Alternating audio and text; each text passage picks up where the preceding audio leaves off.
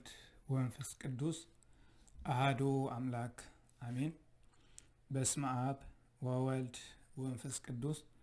أحدو أملاك آمين. بسم آب وولد ومنفس قدوس أحدو أملاك آمين.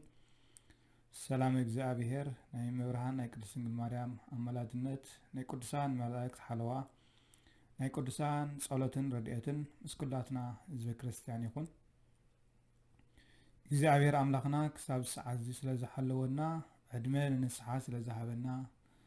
ንዓና ነቶም ሓጣን ንጻድቃን ፀሓይ እንዳብረቐ ዝናብ እንዳዝነበ ስለ ዝጓስየና ስሙ ብልሳን ኩሎም ፍጥረታቱ ዝኸበረን ዝተመስገነን ይኹን። آمين. زخبرن استمسجنن يكون حراين بار لمون كفعاد እግዚአብሔር አምላክ አማከና ተረኺቡ ነዚህን ዘራረቦ ነዚህን ሰምዑ ቃል ኣብ ጽላት ልቦናና ክጽሕፈልና ናቱ ቅዱስ ፈቃድ ይኹን። ለሙን ከምና እግዚአብሔር ቅዱስ ፈቃድ ካብ ቅዱስ ወንጌል ማቴዎስ ምዕራፍ 9 ካብ ፍቕዲ 14 ዘሎ ኃይለ ቃል አልዕልና ክንዘራረብና اتقال انتا يزبل بزعبا تصوم زقربه حتو يبل وانجيلو ماتيوس مراب 9 كفر 14 جميرنا نزل أنبيونايو قالوا كم زيبل شعودك مزامرت يوحنس ناب يسوس مسيحهم نحنان فريساويانن بزح نصوم دك مزامرت خدعا سلمنتا يوم زي تصومو بلوه يسوس كم زيبلهم مرعوي مساعتهم كلدو اعرف مرعوي كحزنو يخول يوم كناخي مرعوي كابعتهم زوصل الله معلتي كتمسيا شعوخا كصومو يوم حدش قراص علبا عبلاي كدان زلاقب حدا كايلوان مغنياتو نتطعوي لكم اتمقدادو خا زقرده يخون نحدش ويني ابزارقه اعربتي اعرقون يوم مغنياتو اتي اعربتي يقدد اتوينون يرفسس اتي اعربتي كاي بلاشو نحدش ويننا اب حدستي اعربتي عقرو كلتيهم دما يحلو እግዚአብሔር አምላክና ስለ ቃላቱ ዝኸበረን ዝተመስገነን ይኹን። አሜን። ዝኸበረን ዝተመስገነን ይኹን። ኣብ ወንጌል ማቴዎስ ምዕራፍ 9 ካብ ፍቕዲ 14 እንተሪእና እንታይ ዝብል ተቃል ንሕናን ፈሪሳውያንን ብዙሕ ንጸውም ደቀ መዛሙርቱ ኸዳኣ ስለምንታይ እዮም ዘይጾሙ በልዎ ይብል። እዚ ሎም ዝሓተቱ ደቀ መዛሙርቲ ናይ ዮሐንስ እዮም። እቲ ሕቶ ከዓ ንጎይታናን ንኣምላኽናን ንመድሓኒናን ንኢየሱስ ክርስቶስ ዝቐረበ ሕቶ እዩ። ንሕናን ፈሪሳውያንን ብዙሕ ንጸውም ደቀ መዛሙርቲ ኸዳኣ ስለምንታይ እዮም ዘይጾሙ በልዎ ይብል። ኣብዚ ጥቕሲ እዚ እንተተመልኪትና ናይ ክርስቶስ ወደ መዝሙር ዘበለ ክጸውም ኣይግባእን እዩ ክብሉ ብዙሓት ሰባት ንሰምዕ ኢና። ኣብዚ ግን ደቀ መዛሙርቱ ዮሐንስ ንጎይታናን ንኣምላኽናን ንኢየሱስ ክርስቶስ ዝሓተትዎ ሕቶ እንታይ ነይሩ? ንሕናን ፈሪሳውያንን ብዙሕ ግዜ ንጸውም ኢና ኢሎም። ደቀ መዛሙርቲ ኸዳኣ ስለምንታይ ዘይጾሙ መልሲ ደልዮም ሓቲቶም። ብዛዕባ እዚ ጎይታናን ኣምላኽናን መድሓኒናን ኢየሱስ ክርስቶስ ክምልስ ከሎ እንታይ እዩ ዝብል? ደቀ መዛሙርቲ ዮሐንስ ዝጾምዎ ዝነበሩ ከመይ ዝበለ ጾም እዩ እንተተባህለ 35 ኣብ ሰሙን 2 መዓልቲ ይጾሙ ነይሮም። ወንጌል ሉቃስ ምዕራፍ 18 ካብ ፍቕዲ 1 ክሳብ 12 ከምኡ ከዓ ናይ 40 50 ወርሒ ጾም እዩ። ናይ 70 ናይ 10 ወርሒ ከዓ ጾም እዩ። እዚ እውን ኣብ ዘካርያስ ምዕራፍ 8 ካብ ፍቕዲ 18 ክሳብ ፍቕዲ 19 ንረኽቦ። ቀዳማይ ወርሒ ዕብራውያን ድማ ማዝያ እዩ። ዘጸአት 12 ፍቕዲ 1 ናይ 40 ወርሒ ጾም ህዝቢ ሂዳ ናብ ባቢሎን ዝተማረኸሉ። ናይ 50 ወርሒ ጾም ናቡዛርዳን ሓለቓ ሰራዊት ቤት መቕደስ ዘዕነወሉ እዩ። ካልኣይ ነገሥት ምዕራፍ 25 ፍቕዲ 12 ናይ 70 ወርሒ ጾም ማለት መዓልቲ ሕድገት ሓጢኣት እዩ። ዘሌዋውያን ምዕራፍ 23 ካብ ፍቕዲ 26 ክሳብ ፍቕዲ 32 ናይ 10 ወርሒ ጾም ከዓ ኣቦታቶም ኣብ ኮሬብ ምስ ንመራኺ ጣዖት ዘቆምሉ መዓልቲ እዩ። እዚ እውን ኣብ ኦሪት ዘጸአት ምዕራፍ 32 ካብ ፍቕዲ 1 ክሳብ ፍቕዲ 8 ስለዚ እምበኣር እዞም ደቀ መዛሙርቲ ዮሐንስን ፈሪሳውያንን ንሕና ብዙሕ ሰዒና ንጸውም ደቀ መዛሙርቲ ኸዳኣ ስለምንታይ ዘይጾሙ ኢሎም ዝሓተትዎ ሕቶ ነዚ ልዕልና ክንዝርዝሮ ዝጸናሕና ዝጾምዎ ዝነበሩ ኣጽዋማት እዩ። ጎይታናን ኣምላኽናን መድሓኒናን ኢየሱስ ክርስቶስ ከዓ ነዞም ደቀ መዛሙርቲ ዮሐንስ ነዚ ዝሓተቱ ሕቶ ክምልስ ከሎ مرعوي مساعتهم كلدو أعرف مرعوي كصومون كحزنون يخود اليوم ግናኸ መርዓዊ ኢየሱስ ክርስቶስ ካብኣቶም ዝወሰደላ መዓልቲ ክትመጽእ እሞ ሽዑ ክጾምኦም ብሎም መርዓዊ ዝተባህለ ባዕሉ ጎይታናን ኣምላኽናን መድሓኒናን ኢየሱስ ክርስቶስ እዩ ዕሩኽ መርዓዊ ዝተባህሉ ከዓ ደቀ መዛሙርቲ እዮም ስለዚ ዕሩኽቲ መርዓዊ ምስ መርዓዊ እንዳሃለዉ ከለዉ ክሓዝኑን ክጾሙን ኣይክእሉን እዮም ግና መርዓዊ ዝተባህለ ክርስቶስ ካብኣቶም ዝወሰደላ መዓልቲ ክትመጽእ ንሱ ንሰማያ ዝዓርግላ መዓልቲ ምስ መጽአት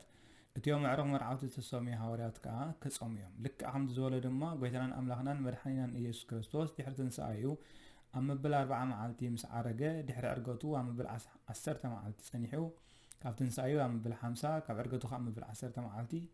መንፈስ ቅዱስ ምስ ሰደደሎም ቅዱሳን ሃዋርያት ቅድሚ ናብ ስብከተ ወንጌል ምኻዶም ቅድሚ ናብ ዓለም ወንጌል ክምህሩም ምንቅስቓሶምን ናብ ዓለም ቅድሚ ምኻዶምን ካብቲ ጽባሕ ጳራቅሊጦስ ጀሚሮም ቅዱሳን ሃዋርያት ጾሙ ይብል ስለዚ ጸልዮምን ጸይሞምን ከዓ ንስብከተ ወንጌል ተበገሱ ነዚ እምበኣር ጎይታናን ኣምላኽናን መድሓኒናን ኢየሱስ ክርስቶስ መርዓዊ ምስኣቶም ከለዶ ዕሩኽ መርዓዊ ክጾሙን ክሓዝሙን ይኽእሉ እዮም ግና መርዓዊ ንሱ ክርስቶስ ካብኣቶም ዝወሰደላ መዓልቲ ክትመጽእ እሞ ሽዑ ክጾሙ እዮም ብሎም ካልኣይ ኣነ መርዓዊ ምስኣቶም ከለኹ ደቀ መዛሙርተይ ኣይጾሙን ኣይሓዝኑን እዮም ኣነ ካብኣቶም ዝፍለየሉ ግዜ ምስ በጽአ ግና ሽዑ ክጾሙ እዮም ስለዚ መርዓዊ ምስኣቶም እንዳሃለዎ ከሎ ዕሩኽ መርዓዊ ዝተሰሚዩ ሃዋርያት ክሓዝኑን ክጾሙን ኣይክእሉን ግና እቲ መርዓዊ ዝተባህለ ክርስቶስ ካብኣቶም ምስ ከደ ከምቲ ቃሉ መሰረት ቅዱሳን ሃዋርያት ክጾሙ እዮም ከም ዝተባህሉ ጸይሞም እዮም ክርስቶስ ካብ ማእከሎም ተወሲዱ ምስ ተሰቕለ ደቀ መዛሙርቱ ክሳዕ ትንሳኤኡ ንሳልስቲ ጸይሞም እዮም ከምኡውን ጎይታ ምስ ዓረገ መንፈስ ቅዱስ ተቐቢሎም 40 መዓልቲ ጸይሞም እዮም ስለዚ ጾሙሉ ግዜ መዓስ ምዃኑ ለኣስተማሃረ እምበር ጎይታናን ኣምላኽናን መድሓኒናን ኢየሱስ ክርስቶስ ደቀ መዛሙርቱ ዕሩኽ መርዓዊ ዝተሰመዩ ሃዋርያት ክጾሙ ኣይገባእን ዝብል ምላሽ ነዞም ዝሓተቱ ሰባት ኣይመለሰን ስለዚ እቲ ሕቶ ደቀ መዛሙርቲ ዮሃንስ ንጎይታናን ኣምላኽናን መድሓኒናን ኢየሱስ ክርስቶስ ዝሓተቱ ሕቶ እንታይ እዩ ነይሩ ንዝብል ንሕናን ፈሪሳውያንን ብዙሕ ግዜ ንጸውም ደቀ መዛሙርቲ ካዳ ስለምንታይ እዮም መርዓዊ ምስኣቶም እንዳሃለዉ ከሎ ክሓዝን ክጾሙ እንደይከኣሎም እዩ ግና መርዓዊ ካብኣቶም ዝወሰደላ መዓልቲ ክትመጽእ እሞ ሽዑ ንሳቶም እቶም ዕሩኽቲ መርዓዊ እቶም ቅዱሳን ሃዋርያት ክጾሙ እዮም ኢሉ መሊሱሎም እዚ ከዓ ማእሲኡ ተግባራዊ ኮይኑ ተተባህለ ጎይታናን ኣምላኽናን መድሓኒናን ኢየሱስ ክርስቶስ ካብ ሃዋርያት ካብ ማእከሎም ተወሲዱ ምስ ተሰቕለ ብዕለተ ዓርቢ ክሳብ ትንሳኤዩ ዘሎ ግዜ ቅዱሳን ሃዋርያት ትንሳኤዩ ከይረኣና ይንበልዕን ኢሎም 3 መዓልቲ ጾሙ ይብል ድሕሪ ዕርገቱ መንፈስ ቅዱስ ድሕሪ ምውራዱ ካብ ትንሳኤ መበል 50 መዓልቲ ዘሎ መዓልቲ ከዓ ቅዱሳን ሃዋርያት ወንጌል ናብ ዓለም ቅድሚ ምምሃሮም ጾም ኣዊጆም ጸይሞም ጸልዮም ናብ ዓለም ስብከት ወንጌል ንምስፋሕ ተጓዒዞም እዮም ስለዚ ከም ተቃሉ መሰረት ጎይታናን ኣምላኽናን መድሓኒናን ኢየሱስ ክርስቶስ ካብ ማእከሎም ተወሲዱ ምስ ተሰቕለ ብዕለተ ዓርቢ ክሳብ ትንሳኤዩ ዘሎ ግዜ 3 መዓልቲ ትንሳኤዩ ከይረኣና ይንበልዕን ኢሎም ጸይሞም ካብ ትንሳኤዩ ድሕሪ 50 መዓልቲ ዘሎ ግዜ ድማ መንፈስ ቅዱስ ምስ ወሰደሎም ቅዱሳን ሃዋርያት ጸይሞምን ጸልዮምን ከምቲ ዝኣዘዞም መሰረት ብስም ኣብን ወልድን መንፈስ ቅዱስን ንኹሉ ሰብ እንዳጥመቑ ደቀ መዛሙርቲ ናይ ክርስቶስ መታን ክገብርዎም ጸልዮምን ጸይሞም እዮም ወንጌል ንምስፋሕ ናብ ዓለም ሙሉእ ፋሒሎም ስለዚ ጠቕለል ብዝበለ ደቀ መዛሙርቲ ዮሃንስ መጺኦም ዝሓተትዎ ሕቶ ጎይታናን ኣምላኽናን መድሓኒናን ኢየሱስ ክርስቶስ ዝመለሰሎም መልሲ እዚ እዩ ጾም ኣይምልከቶምን ንምባል ዘይኮነስ እዚ ብቐጥታ ሃዋርያት ምስ ጎይታ እናሃለዉ ከለዉ ዝሓዝኑሉን ጾሙሉን ግዜ ኣይነበረን ግና ካብ ማእኸሎም ምስ ተወስደ ብዕለተ ዓርቢ ክሳብ ትንሳኤዩ ኣብ መወዳእታ ከዓ ድሕሪ ዕርገቱ ኣብ መበል 10 መዓልቲ መንፈስ ቅዱስ ምስ ሰደደሎም ካብ ትንሳኤ ብሓፈሻ ድሕሪ 50 መዓልቲ ጾም ጸይሞም ጸልዮም ዓለም ንምምሃር ብርሃን ወንጌል ናብ ኩሉ ዓለም ንምብጻሕ ከም ዝተዋፈሩ እዚ ንምብራህ ዝተዘርበ ቃል እዩ ብሓፈሻ ግን ጾም ከም ዘድሊ ባዕሉ ጎይታናን ኣምላኽናን መድሓኒናን ኢየሱስ ክርስቶስ ኣብ ገዳመ ቆሮንጦስ 40 መዓልትን 40 ለይትን ጸይሙ ብዛዕባ ጾምን ኣጻውማን ከመይ ክኸውን ከም ዝግብኦ ኣስተምሂሩ ብዛዕባ ጾም ጥቕሚ ነጊሩ ኣብ ወንጌል ኣብ ብዙሕ ክፋላት ተጠቒሱ ስለ ዘሎ ነዚ ዝተምሃሩ ቅዱሳን ሃዋርያት እውን ኣብ ሙሉእ ናይ መጽሓፍ ቅዱስ ክፍሊ ብዛዕባ ናይ ጾም ነገር ኣስተምሂሮም ምሂሮም ተግቢሮም ሓሊፎም ስለ ዝኾኑ ብዛዕባ እዚ ዝተለዓለ ሕቶ ወይ ድማ ብዛዕባ እዚ ደቀ መዛሙርቲ ዮሃንስ ንጎይታ ዝሓተትዎ ሕቶ እዚ ደኣ እምበር ጾም ዘይምጻም ዘመልክት ነገር ኣይኮነን ምናልባት ምስ ተተሓሒዙ ገለገለ ሰባት እውን ዕሩኽቲ መርዓዊ ኣይጾሙን እዮም እንዳበሉ መርዓዊ ኣብ ዘለዎ ሰዓት ወይ ድማ ዕሩኽቲ መርዓዊ ወይ ከዓ መርዓውቲ ክጾሙ ኣይገባኦን እዩ ዝብል ሓሳብ ይልዕል እዮም ብመሰረቱ ግን መርዓ ኣብ ጾም ከይግበር ድዩ ዝብል ሕቶ ይኽምለስ ዘለዎ كان مجمرت أون بمسرته بحق بيت كريستيان مرعى أبجيز صوم نايكرس بيت كريستيان أي جبرن سلازم مرعى زجبر صوم أبزي ولا سعادي صوم أبزي أتولو صومنا بيت كريستيان أبزي ولا سعادي مرعى زكاد سلازم بمسرته مرعى زجبر كاب صوم وسع سلازم غنى أب صوم مرعى سلازم فكاد أبجيز صوم مرعى يبلع رخت مرعى يبلعوا زي حتى كل علون جوب أي نبرن مغنياتو مرعى أبكتش بيت كريستيان زفكاد كاب صوم وسع سلازم غنى أبجيز صوم مرعى خصع زي جبر مرعوي أبجيز صوم يبلع ويما رخت مرعوي أبجيز صوم يبلعوا زي حتى زي نكريستيان زملكت قداء يكون مناتو كريستيان أو مرعى أرثوذكس أو مرعى كاب جزء صوم وصاي صوم أبزي بالساعات سلز في الصم بزي مسرت كا مرعوي هنا عرقت مرعوي كاب صوم وصاي زجبر نجارات ويدما كاب صوم وصاي مرعي كارك حاجة حلوة أبزي حتى رؤيتن قرب هيكلني سلز تقلل بالزبالة عرقت مرعون أب جزء صوم يبلع دعاء يبلع زي كونس مرعون كان مسرته أب جزء صوم يجبرني زي ما كان فريتنا نلات حد زي بهانس سلبان ويدما بشلالتنت مرعوس لزغنا قبل علو عرفت مرعوس لزغنا قبل علوهم ويتاون مرعون عرفت مرعون أبو صوم كولعو أو جزء صوم كصوم أي كل يوم يليون الزبل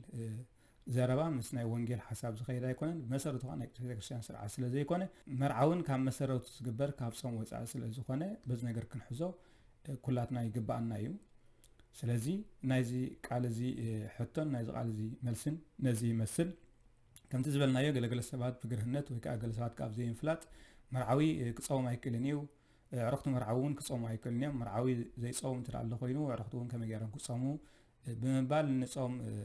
تحصل لك قطعة تحتي الرأي يسمعني جن كم جمرتا مرعى أبغى صوم سل زي جبر مرعى أبغى صوم سل زي فكات مرعوي يبلع ويك عرفت مرعوي يبلع حتى كل عليه كلنيو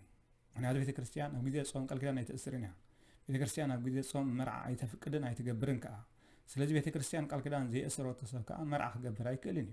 بيت كريستيان كأن دار آية الناس سمعت ويكان بيت كريستيان أبغى أبغى صوم نحاد السب قال كذا كأسرة أي كلني سلازي أبغى صوم قال كذا زي أسر ترى زي الله خوين السب زي زعم بلعن زين بلعن نمن تايم سه نتاي كبر يزرب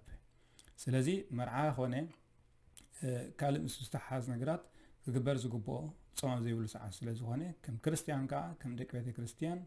أبغى صوم كنصوم أبغى زي صوم جزء خا بتنا بتكسر ساعتين كيس لازقبا زي عين شلتنت ويك زي عينة زرباتات قبل بناغنا حقو يقبا نايو سلازم مهارنا جزاهر أملاحنا كبرن مسجانا يخون سبعات لجزاهير لا تدنجل ولا مسكالو كبور أمين